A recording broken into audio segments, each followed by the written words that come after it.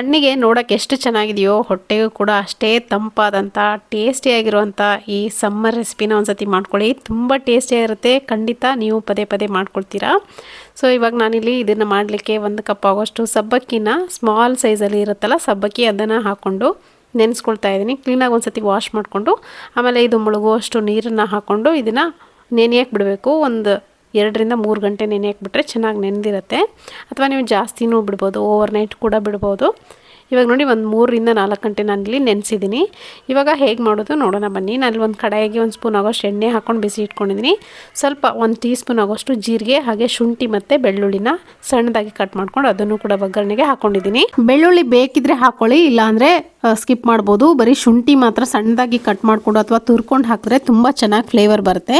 ಇವಾಗ ನೋಡಿ ಸ್ವಲ್ಪ ಹೊತ್ತು ಫ್ರೈ ಮಾಡಾದ್ಮೇಲೆ ಕರಿಬೇವಿನ ಸೊಪ್ಪನ್ನ ಹಾಕ್ಕೊಳ್ತಾ ಇದ್ದೀನಿ. ಕರಿಬೇವಿನ ಸೊಪ್ಪನ್ನ ನೀವು ಎಷ್ಟು ಹಾಕಿದ್ರೂ ಅಷ್ಟೇ ಚೆನ್ನಾಗಿ ಬರುತ್ತೆ ಟೇಸ್ಟು.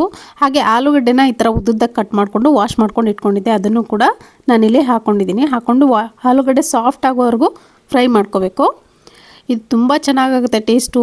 ಈ ಸಮ್ಮರಲ್ಲಂತೂ ನೀವು ಇದನ್ನು ಮಾಡಿಕೊಂಡು ಪೂರ್ತಿ ದಿನ ಇಟ್ಕೊಂಡು ತಿನ್ಬೋದು. ಒಂದೊಂದು ಬೌಲ್ ತಿಂದರೆ ಸಾಕು, ಹೊಟ್ಟೆ ಫುಲ್ಲಾಗಿರುತ್ತೆ, ಫಿಲ್ಲಿಂಗ್ ಆಗಿರುತ್ತೆ ಅಂತ ಹೇಳ್ಬೋದು. ಹೊಟ್ಟೆನೇ ಹಸಿವಲ್ಲ, 1 ಬೌಲ್ಸ್ ತಿಂದರೆ ಸಾಕು, ಅಷ್ಟು ಚೆನ್ನಾಗಿರುತ್ತೆ.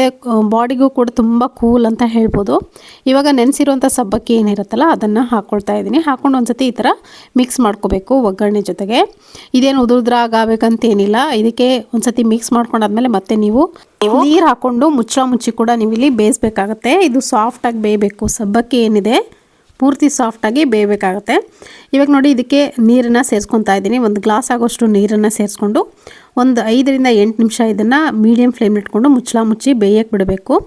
ನೋಡಿ ನಾನಿಲ್ಲಿ ನೀರನ್ನು ಕಡಿಮೆ ಹಾಕಿದೆ, ಇನ್ನೊಂದು ಸ್ವಲ್ಪ ನೀರನ್ನು ನೀವು ಹಾಕ್ಕೊಂಡು ಮುಚ್ಚಿ ಬೇಯಕ್ಕೆ ಬಿಡಬೇಕು. ಉಪ್ಪು ರುಚಿಗೆ ಎಷ್ಟು ಬೇಕಷ್ಟು ನೋಡಿಕೊಂಡು ಇದೇ ಟೈಮಲ್ಲಿ ನೀವು ಬೇಕಿದ್ರೆ ಹಾಕ್ಕೋಬೋದು.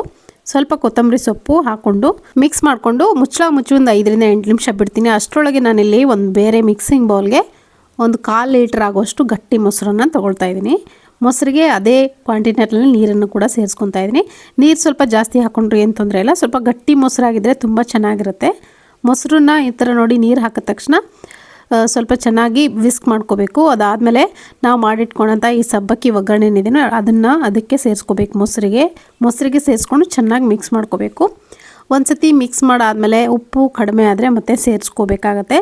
ಯಾಕಂದರೆ ಮೊಸರು ಹಾಕಿದ್ಮೇಲೆ ಉಪ್ಪಿನ ಅಂಶ ಸ್ವಲ್ಪ ಕಡಿಮೆ ಆಗುತ್ತೆ ಅನಿಸುತ್ತೆ ನಮಗೆ. ಹಾಗಾಗಿ ಚೆನ್ನಾಗಿ ಮಿಕ್ಸ್ ಮಾಡ್ಕೋಬೇಕು. ಮಿಕ್ಸ್ ಮಾಡ್ತಾ ಈ ಥರ ಹೊಂದ್ಕೊಳ್ಳುತ್ತೆ ಮೊಸರು ಜೊತೆಗೆ ಈ ಸಬ್ಬಕ್ಕಿ.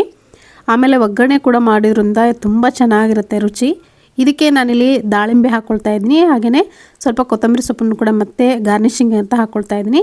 ಹುರಿದು ಸಿಪ್ಪೆ ತೆಗೆದಿಟ್ಕೊಂಡಂಥ ಶೇಂಗಾ ಬೀಜ ಕೂಡ ನಾನಿಲ್ಲಿ ಸೇರಿಸ್ಕೊಂಡಿದ್ದೀನಿ. ಅಥವಾ ನೀವು ಗೋಡಂಬಿ ಕೂಡ ಫ್ರೈ ಮಾಡಿಕೊಂಡು ಹಾಕೋಬೋದು. ತುಂಬ ಟೇಸ್ಟಿಯಾಗಿರುತ್ತೆ ಈ ಥರ ಬಾಯಲ್ಲಿ ಸಿಗ್ತಾಯಿದ್ರೆ. ಸೊ ಖಂಡಿತ ಈ ರೆಸಿಪಿನ ಒಂದ್ಸತಿ ನೀವು ಮಾಡ್ಕೊಳ್ಳಿ. ಸಮ್ಮರಲ್ಲಿ ತುಂಬ ಖುಷಿ ಪಡ್ತೀರಾ, ತುಂಬ ಇಷ್ಟಪಟ್ಟು ತಿಂತೀರಾ, ಅಷ್ಟು ರುಚಿಯಾಗಿರುತ್ತೆ. ಮಕ್ಳಿಗಂತೂ ಫೇವ್ರೆಟ್ ಆಗುತ್ತೆ ಇದು. ಸೊ ಇದಕ್ಕೆ ಏನಂತ ಕರಿಬೋದು ಅಥವಾ ಇದಕ್ಕೆ ಏನಂತ ಹೆಸರು ಕೊಡ್ಬೋದು ಅಂತ ನೀವು ಕಮೆಂಟ್ ಮುಖಾಂತರ ಬರ್ತಿಳಿಸಿ, ನಾನು ಕೂಡ ನೋಡ್ತೀನಿ, ತುಂಬ ಖುಷಿ ಆಗುತ್ತೆ. ಸೊ ಇವತ್ತಿನ ಈ ಟೇಸ್ಟಿಯಾಗಿರುವಂಥ ಸಮ್ಮರ್ ಕೂಲ್ ರೆಸಿಪಿ ನಿಮಗೆ ಇಷ್ಟ ಆಗಿದ್ರೆ ಒಂದು ಲೈಕ್ ಮಾಡೋದನ್ನು ಮರಿಬೇಡಿ. ಮತ್ತೆ ಸಿಗ್ತೀನಿ ಮತ್ತೊಂದು ಟೇಸ್ಟಿಯಾಗಿರುವಂಥ ಹೆಲ್ದಿಯಾಗಿರುವಂಥ ರೆಸಿಪಿಯೊಂದಿಗೆ. Thank you.